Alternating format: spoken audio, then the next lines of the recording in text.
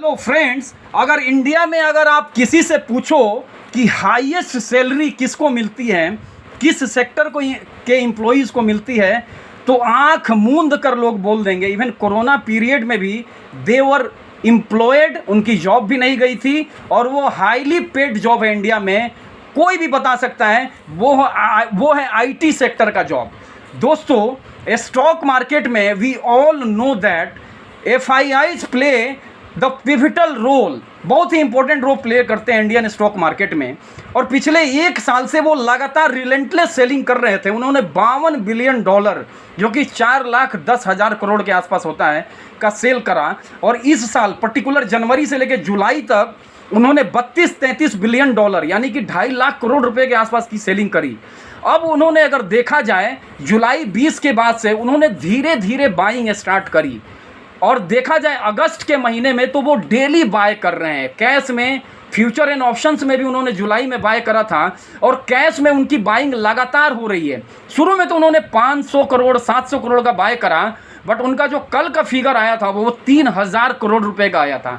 तो अगर देखा जाए, पहले ऐसा डाउटफुल लग रहा था कि वो शायद बाय करेंगे या नहीं, क्योंकि we all know that raising interest rate all over the world and unprecedented inflation, पूरी दुनिया के अंदर ये कंसर्न था कि एफआईआई शायद स्टॉक मार्केट में अभी आएंगे नहीं। दुनिया के जो भी इमर्जिंग मार्केट है, चाहे वो इंडिया हो, चाइना हो, ब्राज़ील हो, साउथ अफ्रीका हो।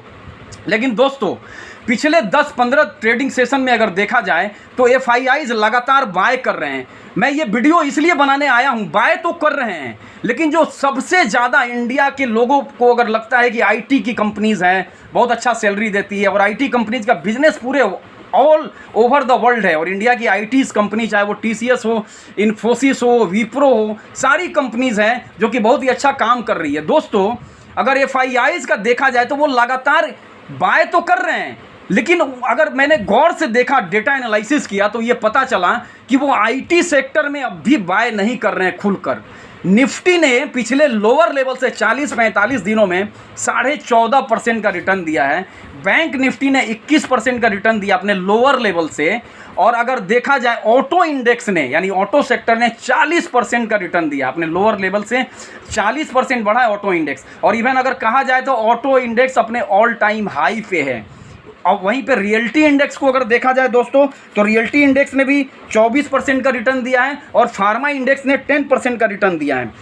आईटी इंडेक्स को देखा जाए तो अपने लोअर लेवल से मात्र 11% का रिटर्न दिया आईटी इंडेक्स ने। और दोस्तों, लोअर लेवल से तो मैंने बता दिया कि किसने सबसे ज़्यादा रिटर्न दिया, और हायर लेवल से अगर देखा जाए, जो ऑल टाइम हाई है निफ्टी का, बैंक निफ्टी का, मेटल इंडेक्स हो, रियलिटी हो, फार्मा हो, आईटी हो, we all know that Nifty में सबसे ज़्यादा वेटेज अगर है तो बैंक का होता है, उसके बाद आईटी कंपनीज़ का होता है। तो क्या बात है भाई, एफआईआईज आईटी कंपनी में क्यों नहीं बाय कर रहे हैं ज़्यादा? वो बैंक में बाय कर रहे हैं, ऑटो में बाय कर रहे हैं, इवन थोड़ा उन्होंने मेटल में भी बाय किया। मेटल ने भी अपने लोअर लेवल से 40% का रिटर्न दिया है दोस्तों। बट इवन रियल्टी और फार्मा ने भी ज़्यादा रिटर्न नहीं दिया है, लेकिन उन्होंने 3 सेक्टर में बहुत अच्छी बाइंग करी है, लेकिन आईटी में बाय नहीं करा उन्होंने, देखा जाए। अब मैं एक और डेटा लेकर आया था आप लोग के लिए, बहुत इंपॉर्टेंट है कि अपने हायर लेवल से निफ्टी 5% नीचे है, बैंक निफ्टी अपने हायर लेवल से 7% नीचे है, और अगर आईटी इंडेक्स देखा जाए तो अपने हायर लेवल से 25% नीचे है। तो अभी 8-9 महीना पहले तक सबका फेवरेट था आईटी इंडेक्स, तो क्यों अपने हायर लेवल से अभी 25% नीचे है और लोअर लेवल से मात्र 11% ही बढ़ा है? और सारे जो हैं, बैंक निफ्टी है, ऑटो है, मेटल है, फार्मा है, सबने सब्सटेंशियल यानी अच्छा खासा रिटर्न दिया है, अच्छा खासा अपने लोअर लेवल से बढ़ चुके हैं। दोस्तों, देखकर ऐसा प्रतीत होता है कि एफआईआईज ने बाइंग तो ज़रूर स्टार्ट कर दिया है, उनको इंडियन स्टॉक मार्केट में बिलीव है, उन्होंने बाइंग स्टार्ट करा है। और कल की उनकी जो आई थी बाइंग, वो 3,000 करोड़ की आई थी। लेकिन मुझे पर्सनली ऐसा लगता है कि वो आईटी में इसलिए बाय नहीं कर रहे हैं, वी ऑल नो दैट दुनिया में अभी भी रिसेशन का खतरा बरकरार है। हो सकता है रिसेशन आए, पूरी दुनिया, इवन फेडरल रिजर्व है अगर अमेरिका का, बैंक ऑफ इंग्लैंड का, अपना बैंक ऑफ इंग्लैंड का, और जापान का जो बैंक है, सारे बैंकों ने रेट ऑफ इंटरेस्ट बढ़ाए हैं, और वो इंटेंशनली चाहते भी हैं कि रिसेशन आ जाए, कि डिमांड कर्व हो जाए दुनिया के अंदर, कि थोड़ा इन्फ्लेशन कम हो। तो एफआईआईज को ऐसा फील है, वैसा उनको लग रहा है कि अगर आईटी इंडेक्स में अभी भी रिसेशन आ सकता है, क्योंकि पूरी आईटी इंडेक्स का और फार्मा का बिजनेसेस 50 to 60% बाहर से आता है। और जहाँ तक बैंक, ऑटो और अपना जो रियलिटी और फार्मा का भी बाहर से आता है बिजनेस, लेकिन 3-4 बिजनेसेस इंडिया में ऐसे हैं, बैंक, ऑटो का, जो रिटर्न देखकर ऐसा मालूम पड़ता है और बेट कर रहे हैं उस पर एफआईआई, तो ऐसा प्रतीत होता है कि वो इंडिया के स्टोरी पे उनको अभी भी बिलीव है। क्योंकि बाई लार्ज देखा जाए अगर on the larger basis, banks mostly 95 to 99% business उनका इंडिया में ही है। ऑटो में भी इंडिया की ऑटो कंपनी बाहर में ज़रूर एक्सपोर्ट करती है, लेकिन 70 से 80% बिजनेस उनका इंडियन कंज्यूमर पे ही डिपेंड है। तो ये फील हो रहा है कि वो आईटी को अभी भी उस तरीके से बाय नहीं कर रहे हैं। आईटी की जो बड़ी कंपनियां हैं, टीसीएस हो, विप्रो हो, वो तो फिर भी अपने हायर लेवल से बहुत ही कम, अगर देखा जाए इन्फोसिस का हायर लेवल है 1967 रुपये का और अभी वो 1600 के आसपास है, और टीसीएस का हायर लेवल है 4000 का और वो अभी 3400-3500 रुपये के आसपास है। लोअर लेवल से अच्छा खासा रिटर्न भी दिया है।